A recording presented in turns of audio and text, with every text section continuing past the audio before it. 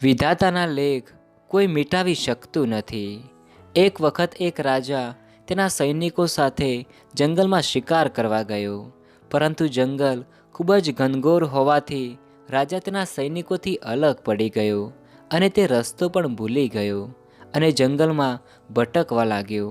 એમ કરતાં સાંજ પડી ગઈ અને અંધારું થઈ ગયું। તેથી રાજાએ વિચાર કર્યો કે આ જંગલમાં ક્યાંક રાતવાસો કરવાની જગ્યા મળી જાય તો બસ। રાજા આમ વિચારી જ રહ્યો હતો અને તેની નજર દૂર એક ઝૂંપડી પર પડી। ઝૂંપડીને જોઈને રાજા તે ઝૂંપડી પાસે ગયો અને ઝૂંપડીના આગળ જઈને રાજાએ બૂમ પાડી કે આજની રાત અહીં આશરો મળશે? ત્યારે ઝૂંપડીમાંથી અવાજ આવ્યો કે હા, જરૂર મળશે, જે પણ હોય તે અંદર આવી જાઓ। રાજા ઝૂંપડીની અંદર ગયો। ઝૂંપડીની અંદર એક ગરીબ પતિ પત્ની પોતાની બાળકી સાથે રહેતા હતા। રાજાના વસ્ત્રોભૂષણો જોઈને તે પતિ પત્ની સમજી ગયા કે આ કોઈ મોટો માણસ છે। તેથી તે પતિ પત્નીએ રાજાને કહ્યું કે તમારા જેવા મોટા માણસનો આદર સત્કાર કરવાની અમારામાં તાકાત નથી, અમે બંને ગરીબ માણસો છીએ। ત્યારે રાજાએ કહ્યું કે તમે ચિંતા ન કરો, મને તો તમે બંનેએ આશરો આપ્યો એ જ ઘણું છે। એમ કહી રાજા ભોંય બેસી ગયો। ત્યારે પતિ પત્નીએ રાજાને રોટલો અને ગોળ ખાવા માટે આપ્યો। જ્યારે રાજાએ ખાઈ લીધું ત્યારે પતિએ રાજાને સૂવા માટે કોથળો પાથરી દીધો। પતિ પત્ની ઘસઘસાટ ઊંઘતા હતા। ઘોડિયામાં તેમની બાળકી સૂતી હતી, તેથી તેની મા ઊંઘમાં પણ ઘોડિયાની દોરી ખેંચી એને ઝૂલાવતી હતી। મધરાત થઈ તોય રાજાને ઊંઘ આવતી ન હતી। એવામાં એકાએક ઝૂંપડીમાં કંઈક ચમકારો થયો અને રાજાએ ઝૂંપડીમાં 3 સ્ત્રીઓની પ્રગટ થયેલી જોઈ। તેથી રાજાએ કહ્યું કે તમે કોણ છો અને અહીં શા માટે આવી છો? ત્યારે પહેલી સ્ત્રીએ કહ્યું કે હું રૂપની દેવી છું અને આ બાળકીને આશીર્વાદ આપવા માટે આવી છું। બીજી સ્ત્રીએ કહ્યું કે હું સુખ સમૃદ્ધિની દેવી છું અને આ બાળકીને આશીર્વાદ આપવા આવી છું। ત્રીજી સ્ત્રીએ કહ્યું કે હું વિધાતા છું અને આ બાળકીના નસીબનો લેખ લખવા આવી છું। પછી રૂપની દેવીએ બાળકીને આશીર્વાદ આપતા કહ્યું કે દુનિયામાં આ બાળકી સૌથી રૂપાળી થશે। સુખ સમૃદ્ધિની દેવીએ કહ્યું કે આ બાળકી રાજરાણી બની સિંહાસન પર બિરાજશે। તે પછી છેલ્લે વિધાતાએ કહ્યું કે અહીં જે રાજા છે તેના દીકરા સાથે આ દીકરીના લગ્ન થશે।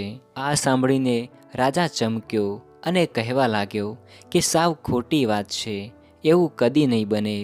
જ્યાં સુધી હું જીવું છું ત્યાં સુધી મારા દીકરાના લગ્ન રાજકુંવરી સાથે જ કરાવીશ। પણ રાજાના આ શબ્દોનો જવાબ દેવા કોઈ ત્યાં હાજર ન હતું। ત્રણેય દેવીઓ અદૃશ્ય થઈ ગઈ હતી।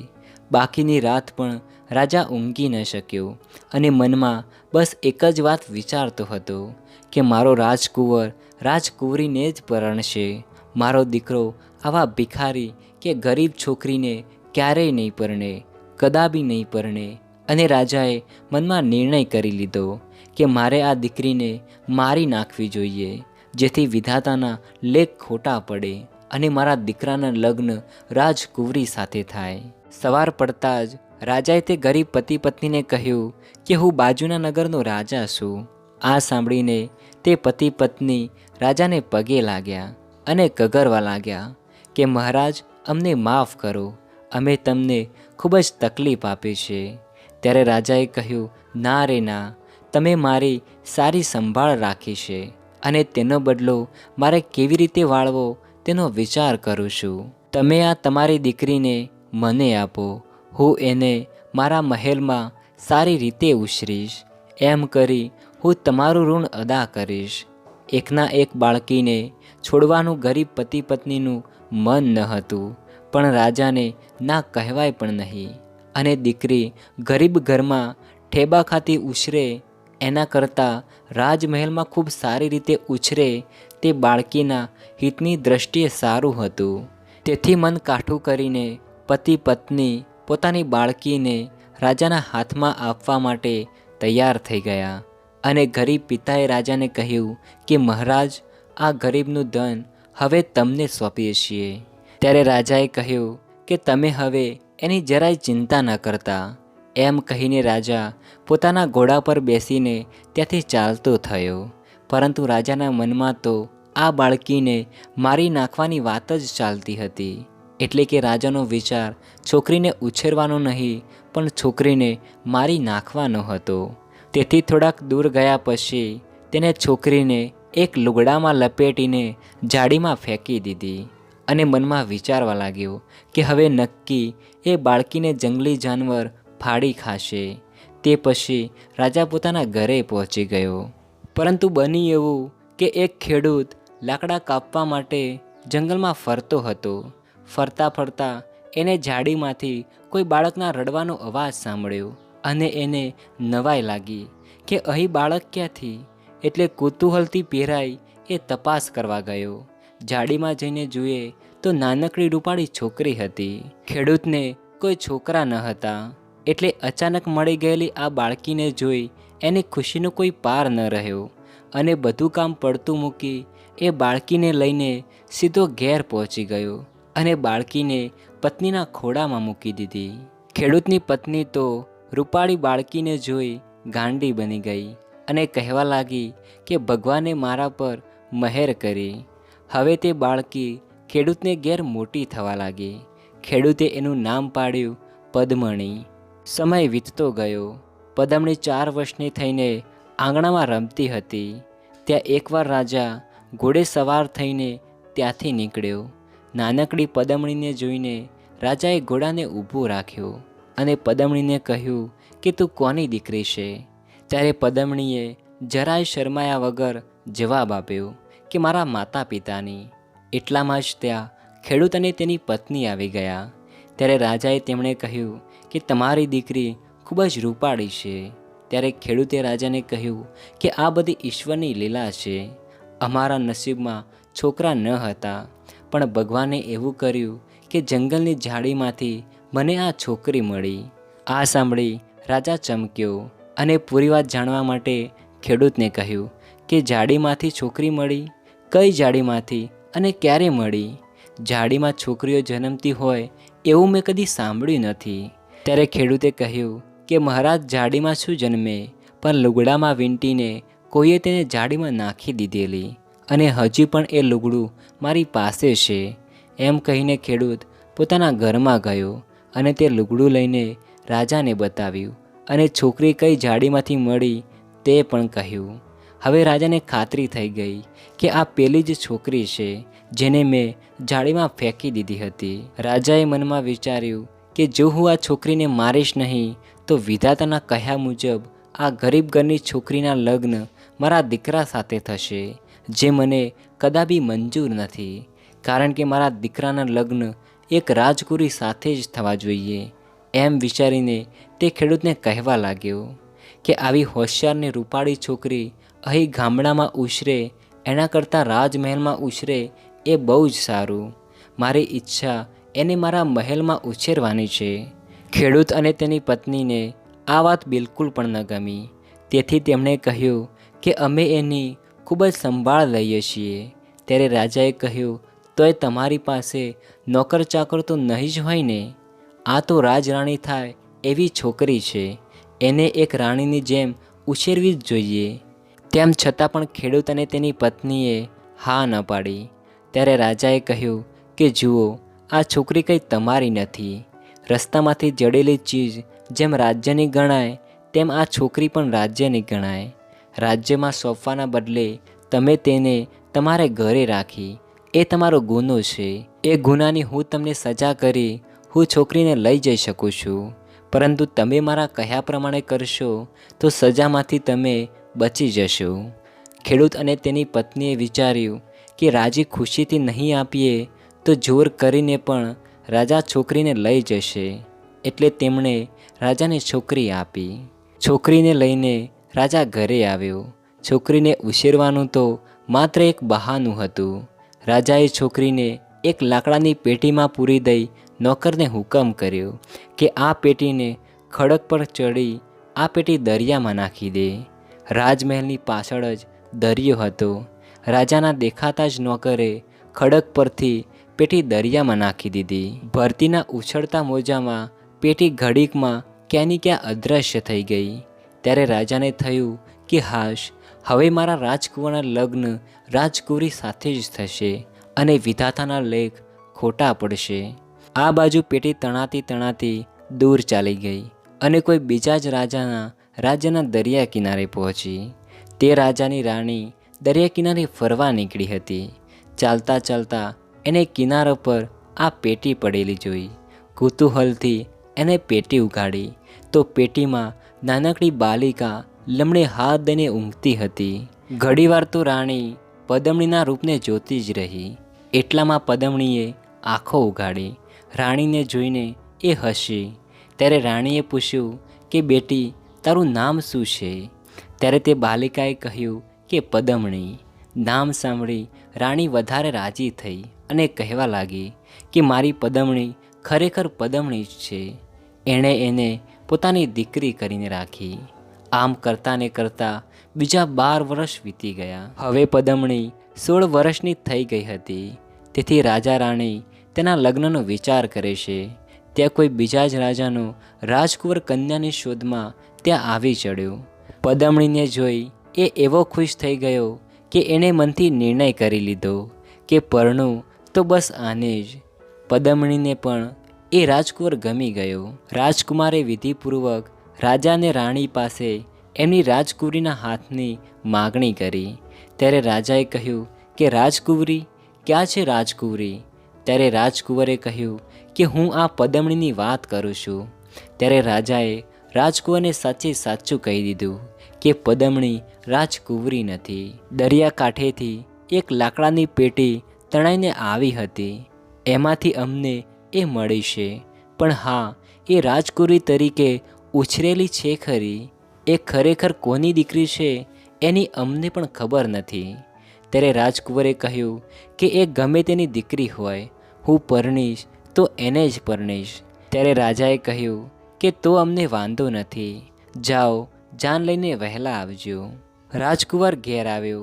ઘેર આવી તેણે પિતાને વાત કરી કે હું સુંદર કન્યા શોધી લાવ્યો છું. એનું નામ છે પદમણી. રૂપનો અંબાર છે. પદમણી નામ સાંભળીને રાજા ચમક્યો અને મનમાં વિચારવા લાગ્યો કે જે પદમણીને મારી નજર સામે દરિયામાં નાખી દીધેલી એ તો નહીં હોય. પરંતુ રાજાને રહેવાયું નહીં. તેથી તેને રાજકુંવરને કહ્યું કે કોણ છે એ પદમણી? કયા રાજાની દીકરી છે? ત્યારે રાજકુંવરે કહ્યું કે એ રાજાની દીકરી નથી, પણ રાજા રાણીને ત્યાં ઉછરીને એ મોટી થઈ છે. 12 વર્ષ પહેલાં દરિયામાં એક લાકડાની પેટી તણાઈને આવી હતી. તેમાંથી એ રાણીને મળી હતી. હવે રાજાને ખાતરી થઈ ગઈ કે આ પેલી ખેડૂતની દીકરી જ છે, જેને બીજી વાર મરવા નાખી તોય એ મરી નહીં. મનની વાત મનમાં રાખીને રાજાએ કુંવરને કહ્યું કે ઠીક છે, હું એ છોકરીની પરીક્ષા કરી જોઉં. જો મારી પરીક્ષામાં એ પાર ઉતરશે તો હું તને લગ્નની રજા આપીશ. આમ કહી રાજા રાજકુંવરને લઈને પદમણી જ્યાં રહેતી હતી તે રાજ્યમાં આવ્યો. ત્યારે રાજાએ પદમણીને જોઈ. પદમણીને જોઈને રાજા 2 ઘડી તેને જોઈ જ રહ્યો, કારણ કે આવું સુંદર રૂપ એણે ક્યારેય કદી જોયું નહોતું. થોડીવાર પછી રાજાએ તેના પુત્રને કહ્યું કે રૂપ છે એવા ગુણ છે કે નહીં એ પણ જોવું જોઈએ. એમ કહી એણે ખિસ્સામાંથી પોતાની મહોર છાપવાળી 2 હીરાની વીંટીઓ કાઢી. એક રાજકુંવરને અને બીજી પદમણીને આપીને કહ્યું કે આ વીંટી સાચવજો. 3 દિવસ પછી હું આ વીંટી તમારા હાથમાં છે કે નહીં તે જોઈશ. જો તે વખતે એ વીંટીઓ તમારી બંનેની આંગળીએ હશે તો તમારા લગ્ન થશે, નહીં તો નહીં થાય. રાજકુંવર અને પદમણીને થયું કે આ કંઈ ભારે કામ નથી. વીંટી આંગળીએ છે ને આંગળીએ જ રહેશે, એને શું થવાનું છે? પણ રાજાએ યુક્તિ ગોઠવી જ રાખી હતી. એણે ખૂબ લાલચ આપી પદમણીની એક દાસીને સાધી હતી, જેથી જ્યારે રાતે રાજકુંવરી ઊંઘતી હતી ત્યારે દાસીએ તેની આંગળીએથી એ વીંટી ઉતારી લીધી અને રાજાને આપી દીધી. રાજા રાતોરાત જાતે જ જઈને તે વીંટીને દરિયામાં નાખી દીધી અને મનમાં વિચારવા લાગ્યો કે હાશ, હવે હું જોઉં મારા રાજકુંવરના લગ્ન આ પદમણી સાથે કેવી રીતે થાય છે? હવે આ ખેડૂતની દીકરી મારા રાજકુંવરને પરણી રહી, વિધાતાનો લેખ ખોટો પડશે. બીજે દિવસે પદમણીએ જાગીને જોયું તો આંગળીએ વીંટી ન હતી. એને ચારે બાજુ તપાસ કરી, પણ ક્યાંય વીંટી દેખાઈ નહીં. ક્યાંક મુકાઈ ગઈ હોય એમ સમજીને એણે ઘરનો ગોખલે ગોખલો જોઈ નાખ્યો, પણ વીંટી ક્યાંય પણ ન મળી. એની આંખોમાં આંસુ આવી ગયા. ન ખાવાનું ભાવે ન પીવાનું ભાવે, એ બસ રડ્યા જ કરે અને મનમાં વિચાર્યા કરે કે હવે હું રાજકુંવરને નહીં પરણી શકું. આમ 2 દિવસ જતા રહ્યા. પદમણીના દુઃખનો કોઈ પાર ન રહ્યો. છેલ્લી રાત પદમણીને ઊંઘ ન આવી અને આખી રાત બસ એ જ વિચાર્યા કરે કે કાલે રાજકુંવરના પિતા વીંટી જોવા માગશે અને વીંટી ખોવાઈ ગઈ છે, જેથી તે રાજકુંવરને લઈને ચાલતા થશે. રાજકુંવર પણ વચનથી બંધાયું છે, એણે પણ ચાલી જવું પડશે. આમ પદમણી વિચાર કરી જ રહી હતી. ત્યાં એટલામાં રાજાના રસોડાની એક બાઈ હાથમાં કંઈક લઈને બૂમો પાડતી આવી અને પદમણીને કહેવા લાગી કે પદમણી બા, જુઓ જુઓ, આ શું છે? પદમણીએ જોયું તો એ એની ખોવાયેલી વીંટી જ હતી. તરત જ એણે વીંટી લઈને પોતાના હાથમાં પહેરી દીધી અને ગળામાંથી નવલખો હાર કાઢીને એ બાઈની ડોકમાં પહેરાવી દીધો. ત્યારે એ બાઈએ કહ્યું કે આટલું બધું, એવું તો શું છે આ વીંટીમાં? ત્યારે પદમણીએ કહ્યું કે પહેલાં તો તું એ ક્યાંથી લાવી એ મને બતાવ. ત્યારે તે બાઈએ કહ્યું કે માછલી સમારતા એના પેટમાંથી આ વીંટી નીકળી, એટલે નવાઈની ચીજ સમજી હું એ તમને આપવા આવી. ત્યારે પદમણીએ કહ્યું કે આ મારા લગ્નની વીંટી છે. બહેન, 3 દિવસથી હું એ ખોળતી હતી. જો આ વીંટી ન જડી હોત તો આજે મારા લગ્ન અટકી જાત. હવે પદમણીની ખુશીનો કોઈ પાર ન રહ્યો.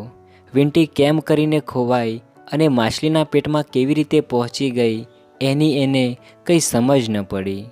પણ જે વિધાતાએ વીંટીને માછલીના પેટમાં પહોંચાડી અને પછી માછલીને રાજાના રસોડામાં પહોંચાડી, એ વિધાતાનો એણે આભાર માન્યો અને કહ્યું કે પ્રભુ, તારે લીલાનો પાર નથી. ત્રીજા દિવસે પદમણીની આંગળીએ વીંટી જોઈ રાજા ચકિત થઈ ગયો અને મનમાં વિચારવા લાગ્યો કે વીંટી મેં મારી જાતે દરિયામાં નાખી હતી, તો પછી દરિયામાં નાખેલી વીંટી અહીં પાછી આવી કેવી રીતે? આ જાદુ કોણે કર્યો? પછી જ્યારે રાજાને ખબર પડી કે વીંટી ખોવાઈ ગઈ હતી અને દરિયામાંથી લાવેલી માછલીના પેટમાંથી એ ફરી હાથ લાગી છે, ત્યારે તેના આશ્ચર્યનો કોઈ પાર ન રહ્યો અને મનમાં ને મનમાં રાજાએ કહ્યું કે નક્કી કોઈ મોટા જાદુગરની આ લીલા છે. એની ઈચ્છા વિરુદ્ધ કોઈ પણ માણસ, એ માણસ મોટો રાજા જ કેમ ના હોય, તો પણ કંઈ જ કરી શકતો નથી. હવે એણે હસતે મોઢે પદમણીનો સ્વીકાર કર્યો. પદમણીના સાચા માતા પિતા કોણ છે એ એકલો જ જાણતો હતો, એટલે રાજાએ માણસોને મોકલી એમને તેડાવ્યા. 16 વર્ષે એમને એમની દીકરીનું મોં જોવા મળ્યું. પેલા ખેડૂત પતિ પત્નીને પણ રાજાએ તેડાવ્યા. 12 વર્ષે એમને એમની પદમણીને જોઈ. પછી લગ્ન મહોત્સવમાં રાજાઓ, રાજકુંવરો અને ગરીબ ખેડૂતો એક હારે બેઠા, એક હારે જમ્યા અને વહાલથી એકબીજાને ભેટ્યા. સૌ હવે સમજ્યા કે ઈશ્વરની નજરે કોઈ રાજા નથી, કોઈ રંક નથી, બધા માત્ર માણસો છે. જે કંઈ થાય છે તે ઈશ્વરનું ધાર્યું જ થાય છે. ઈશ્વરની ઈચ્છા વિરુદ્ધ માનવીનું ધાર્યું કશું જ થતું નથી. રાજકુંવર અને પદમણી પરણીને ઉઠ્યા કે રાજાએ એમને બેઉને સાથે સિંહાસન પર બેસાડ્યા ને પછી પોતાના માથા પરથી મુગટ ઉતારી કુંવરના માથા પર પહેરાવી દીધો. તે જ પ્રમાણે રાણીએ પોતાનો મુગટ ઉતારી પદમણીને પહેરાવી દીધો. રાજકુંવર અને પદમણી રાજા રાણી બન્યા. મિત્રો, જો તમને આ વાર્તા ગમી હોય તો આ વિડીયોને લાઈક કરો અને આવા અનેક વિડીયો જોવા માટે આ ચેનલને સબસ્ક્રાઈબ જરૂર કરો. ધન્યવાદ.